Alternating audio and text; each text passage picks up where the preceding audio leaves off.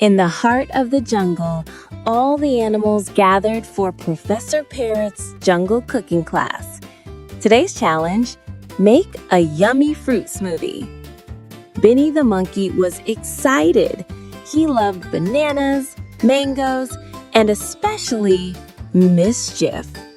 "I'll make the best smoothie ever," he declared, grinning. The class began. Professor Parrot said, "Wash your fruits carefully and chop them neatly." Benny, however, had other ideas. While everyone carefully chopped their fruits, Benny sneaked extra bananas from the fruit basket, squirted mango juice on the parrots, and even tried to spin the blender with his tail. "Whirr!" "Benny," squawked Professor Parrot, "that's not how we do it." But Benny didn't listen. He added berries, pineapples, and even some coconuts, all at once. The blender shook violently and splat! A huge fruit explosion covered Benny from head to toe. The other animals burst out laughing. Benny sighed, sticky and messy. "Maybe cooking isn't as easy as it looks," he admitted.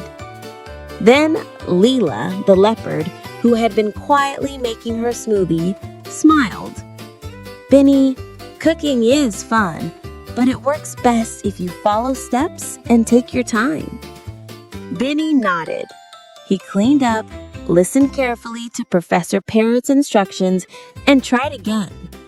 This time, he chopped the fruits carefully, measured the juice, and blended everything slowly.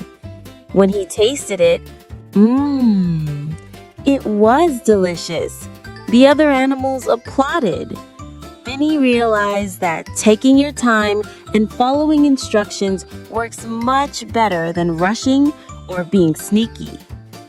From that day on, Benny still loved mischief, but when it came to cooking, he learned to be patient, careful, and sometimes ask for help.